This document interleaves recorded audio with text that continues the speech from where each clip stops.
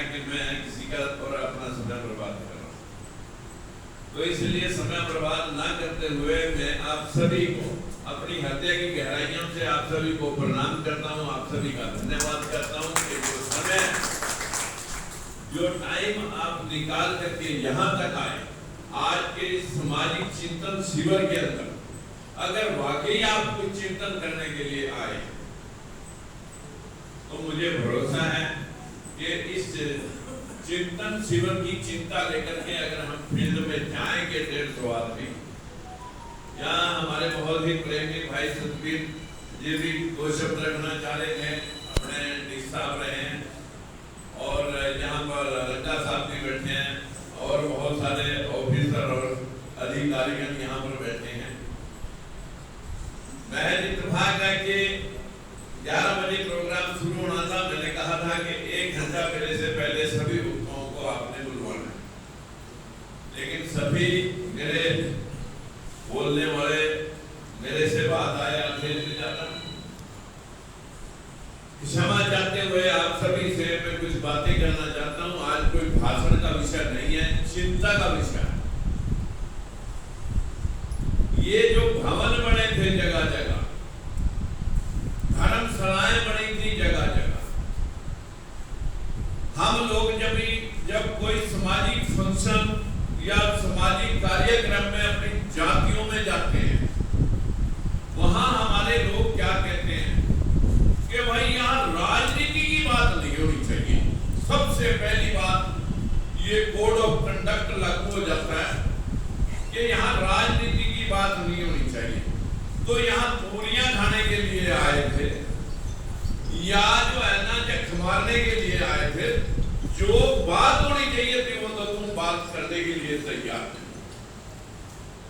और क्या बात करने के लिए आए हो आप मित्रों? पूरा देश जो अभी अभी मेरे से पहले वक्ताओं ने सभी ने उस बात की चर्चा की कि भाई हम 6743 जातियों में बांटे हुए वो टुकड़े हैं जो एक ही थे, जिनका नाम है शूद्र समाज। अगर हम सब शूद्राज क्रांति के माध्यम से लगभग हमने 6 प्रोग्राम कर दिए और हमने 11 प्रोग्राम करने हैं।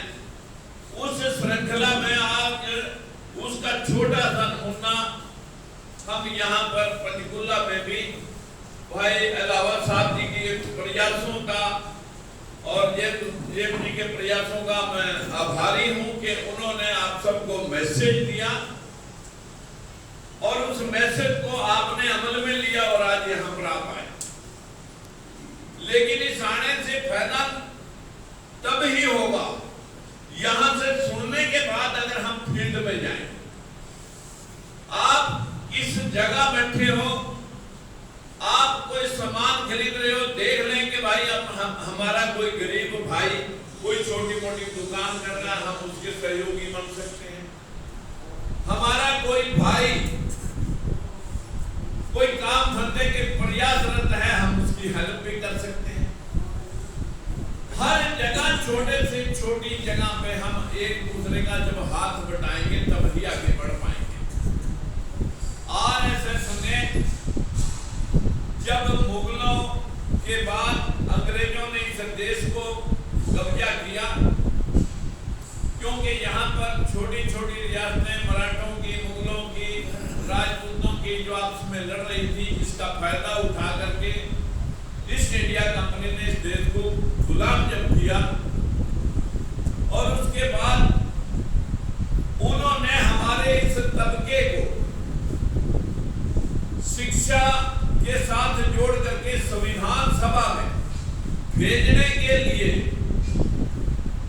जब प्रस्ताव रखा कि संविधान सभा में दलित और पिछड़ा जो शब्द आया बाद में कि इस पिछड़े समाज से भी लोग जाएंगे, तो जो आरएसएस के प्रमुख जिन्होंने आरएसएस की गठन करने वाले लोग जिन्होंने चिंता व्यक्त की कि अगर देश आजाद हुआ, अंग्रेज चले जाएंगे, हम 3% हैं, तो फिर इस देश पे राज बहुजन लोगों का हो जाएगा अगर बाबा साहब के संविधान के मुताबिक ये देश चला। क्योंकि एक से साहू जी महाराज ने व्यवस्था स्थापित कर दी थी कि 50% कमजोर तबके के लोगों के लिए आरक्षण।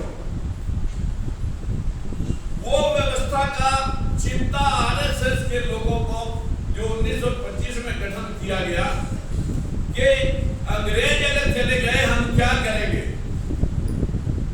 तब उन्होंने इस देश के अंदर आरएसएस का गठन करके हमारे ही लोगों को आपस में लड़वाया।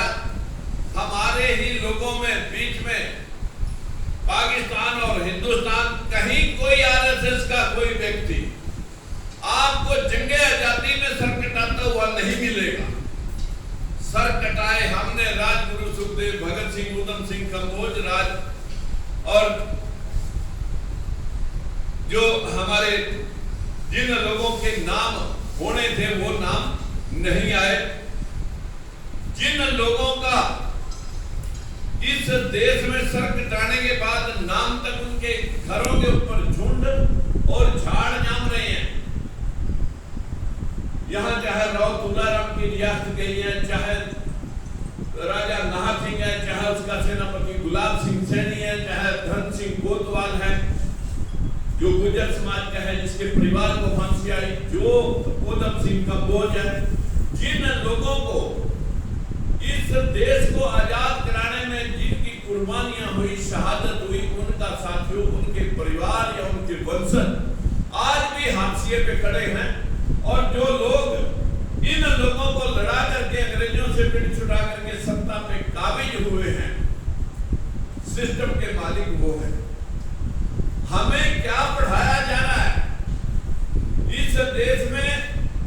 कबीरदास, रविदास, इस देश के अंदर गुरु नानक देव, गुरु गोविंद सिंह, इस देश के अंदर गौतम बुद्ध, महावीर जैन मुनि महाराज, या इस देश के अंदर भीमराव अंबेडकर, सावित्रीबाई फुले, काशीराम, उनको पढ़ाया इतिहास में नहीं जा रहा। क्या पढ़ाया जा रहा? सरस्वती हर स्कूल में पढ़ाई जा रही है, फोटो लगी हुई है। जब नारी जाति के ऊपर बैन था पढ़ने पे, तो ये कहां पीएचडी करके आई थी? ये किसकी बेटी कब पैदा हुई? इसने कहां शिक्षा लेकर विद्यालय खोले थे? यहाँ लक्ष्मी और सरस्वती का खेल चल रहा है। यहाँ दुर्गा से शक्ति मिलती है, लक्ष्मी से धन मिलता है, सरस्वती से ज्ञान मिलता है। सारी शक्ति, सारा धन और ज्ञान भारत में होना चाहिए था, और वो भी दलित और पिछड़े लोगों के पास होना चाहिए था, SC, ST, OBC में होना चाहिए था। क्योंकि सबसे ज्यादा पूजा में अगर कोई संलिप्त है, बस वो तो यही लोग हैं जो इनसे पत्थर पुजवा रहे हैं। उनके बच्चे कावड़न होने के लिए नहीं जा रहे, हमारे बच्चे कावड़न होने के लिए जा रहे। आप लोगों को समझा रखा है कि ये जीवन तो तुम्हारा खराब हो गया, गरीबी में कट गया, नीच उसमें जाति में पैदा हो गए, गरीबी में पैदा हो गए। आप जो कम से कम अगला जीवन सुधार लो। ये जीवन खराब हो गया, कोई बात नहीं, जो भी कमावा, जो भी आप इकट्ठा करें, सारे का दान, पुण्य, तीर्थ, व्रत, पूजा पाठ, उपवास, सारा कुछ काम करने से तुम्हें अगले जन्म में मोक्ष भी मिलेगा, स्वर्ग भी मिलेगा। ये जीवन खराब हो गया, कोई बात नहीं।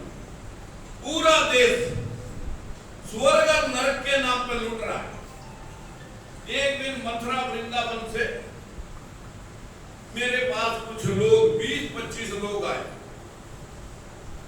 क्योंकि वहां मैं एक स्कूल के उद्घाटन पे गया। स्कूल का नाम रख रखा था सूरसेन पब्लिक स्कूल। मैंने कहा भाई ये सूरसेन कौन है? झांकी तो तुम सावित्रीबाई फुले की निकाल रहे हो और नाम रख रहे हो सूरसेन। मैं कहा ये कौन था? बोले कि हमारा राजा था। आपको नहीं पता क्या? पता तो मुझे था, लेकिन मैंने उनसे पूछा भाई कौन था, बताएंगे? बोला जी ये जो राजा रामचंद्र जी हुए, उनका भाई शत्रुघ्न था। शत्रुघ्न की हम औलाद हैं,